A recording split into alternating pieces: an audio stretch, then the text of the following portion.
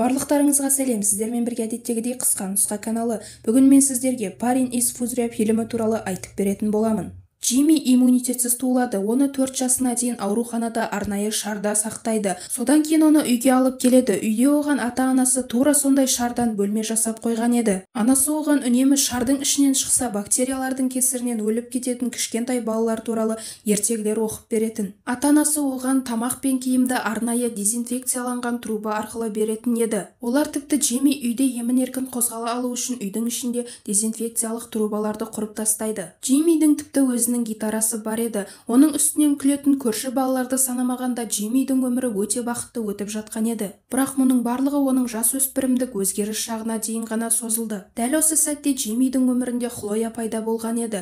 Хлоя ата-анасымен көрші үйге көшіп келген еді. Джимми оны алғаш рет өзінің терезесінен көреді. Басқа достарына қарағанда Хлоя шардың ішінде өмір сүретін көршісінің үстінен күлмейтін еді. Керісінше ол оған қызыға қарайтын және оған көп жақсылықтар жасайтын еді. Бір күні Хлоя Ливингстондардың үйіне келеді. Әкесі есікті ашып Хлояны кіргізеді. Әкесі басқа бөлмеге кетіп қалған кезде Хлоя Джиммидің бөлмесіне тығылып кіріп кетеді. Олар бірден жақсы сөйлесіп кетеді. Содан кейін Джимми Хлояны гитарада ойнауды үйретуге уәде береді. Олар тіпті теледидардағы бір бағдарламаны ұнататын болып шығады. Анасына Джиммидің жаңа таныстығы аса қатты ұнай қоймайды, бірақ оның қолынан ештеңе келмейтін еді. Осыдан кейін қыз Ливингстондардың үйіне жиі келетін болады. Олар Джимми екеуі көп уақыттарын бірге өткізетін еді және Джимми оған гитарада ойнауды үйретеді. Олар бір-біріне сыйлықтар сыйлап, мейрамдарды бірге қарсы алады. Бір күні түнде мас болған Хлоя Джиммидің бөлмесіне келіп, онымен бірге болғысы келеді. Бірақ қыз дезинфекцияланған трубаның ішінде есінен танып қалады. Джимми қызға шынында да ғашық болып қалған еді, бірақ ол қыздың өзін жақсы көріп кетуіне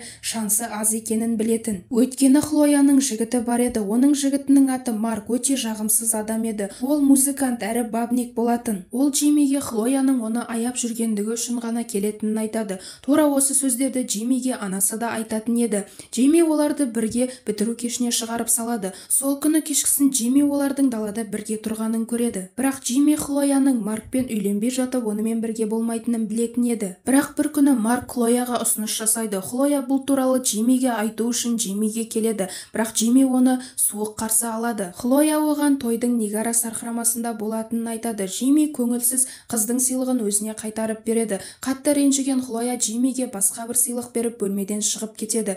Қыз кеткен соң Джимми сыйлықты ашып көрмекші болады. Джимми сыйлықтың ішін ашып қараса, ішінен қыздың жақсы көретіндігі жазылған қар шары болады. Осыдан кейін Джимми Хлоямен бірге болу үшін оның Нигара сарқырамасына барып, тойды тоқтату керек екендігін түсінеді. Осылайша ол өзінің емін-еркін қозғалып жүре алатын бір шар құрастырады. Және де ол шарды киіп алып, сол күні түнде жолға аттанып кетеді. Көшеге шыққан Джимми өте қатты қуанышты еді. Ол тіпті қарапайым заттарға таңырқап қарайды. Көшеге шыққан соң ол бірінші автобус бекетіне барып, автобусқа билет алмақшы болады. Бірақ билетке оның ақшасы жоқ еді. Осыдан кейін ол жаяу жүруді шешеді. Бірақ оны жолда сектанттар толған автобус соғып кетеді. Сектанттар өз кінәларын жуып шаю үшін Джиммиді өздерімен бірге алып кетеді. Олар оған өздерінің діні туралы айтады. Бірақ Джимми олардың айтқандарына мүлде қызықпайтын еді. Сол кезде олар Джиммиді айдаладағы шөлдің ортасына тастап кетіп қалады. Ал бұл уақытта Джиммидің ата-анасы балаларының үйден қашып кеткендігі туралы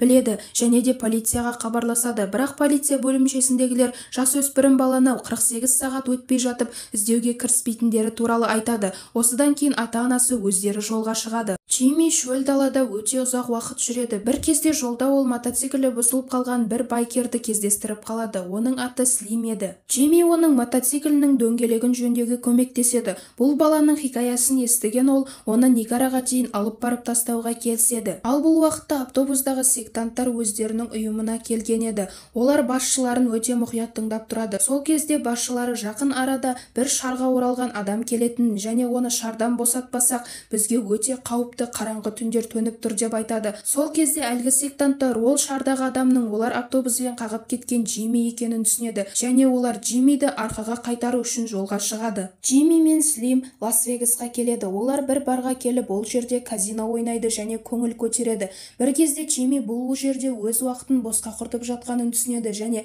Слим басқа жаққа кетіп қалған кезде ол жерден қашып шығады. Жолда Джимми ата-анасымен соқтығысып қалады. Ата-анасы оны машинасымен қағып кетеді. Сол сәтте Джиммидің шары ұшып, ол өтіп бара жатқан пойыздың ішіне кіріп кетеді. Ертеңіне таңда Джимми есін жияды. Ол бір топ ұсқынсыз адамдардың ортасында оянады. Олар өздерінің бастығы доктор Фриктен өте қатты қорқады екен. Сөйтсе олардың докторы ергежейлі адам болып шығады. Джимми омен біраз уақыт күрескен соң оны жеңіп тастайды. Әлгі ұсқынсыздар енді біздің бастығымыз Джимми деп ойлап оның ізінен жүре бастайды.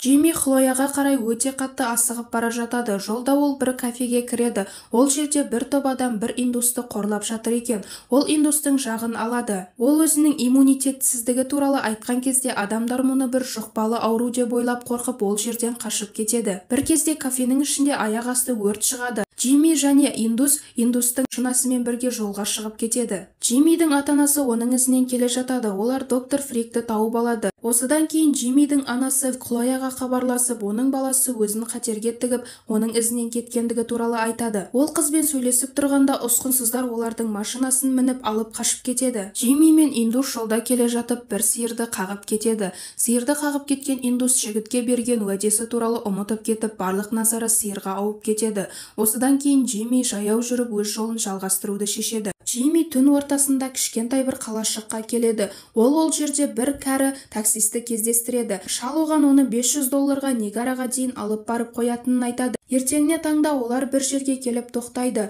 Әлгі шал ұйықтап қалған еді. Джимми оны өліп қалған деп ойлайды және ол сол жердегі магазиннің ішіне кіріп Хлояға хабарласады. Бірақ трубканы Марк көтереді және де ол Хлояға енді хабарласпау керек екендігін айтады. Осыдан кейін көңіл күйі түсіп кеткен Джимми доктор Фрикке хабарласып, оны өзінің шоуына алуды сұрайды.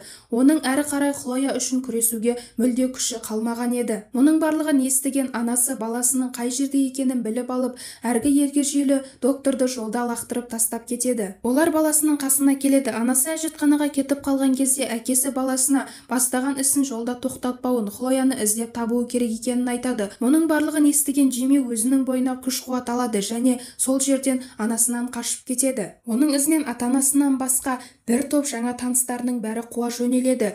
Байкерлер, сектанттар және бір топ ұсқынсыз адамдар. Бір кезде Джимми бір ұшақты көріп қалады. Ол ұшақтың қанатына жабысып ұшаққа мініп алады. Ұшақтың егесі әлгі таксистің ағасы болып шығады. Ол жігітті Ниагара сарқырамасына дейін алып барып тастайтынын айтады. Ал бұл уақытта неке сарайына Хлоя кіріп келеді. Неке қию рәсімі басталайын деп жатқан еді. Джимми асығып келе жатады. Ал неке қиюшының қойған сұрағына Хлоя я деп жауап беруге асықпайды. Джимми неке сарайының есігінен кіріп келеді және Хлоя бұған өте қатты қуанышты еді. Бірақ Марк Джиммиге оның Хлояны бұл түрінде бақытты ете алмайтынын айтады. Джимми Хлояны өзінің жақсы көретіндігін дәлелдеу үшін шардың ішін ашып шардан шығады және Хлояны сүйеді. Осыдан кейін ол есінен танып қалады. Неке сарайына кіріп келген Джиммидің ата-анасы балаларының жерде жатқанын көріп қатты қорқып кетеді. Анасы оны көріп жылай бастайды. Бірақ әкесі өте сабырлы түрде анасына өзін алдамауын айтады. Осыдан кейін Джимми есін жияды. Анасы оған оның иммунитеті ауруханада кезде өз қалпына келгендігін,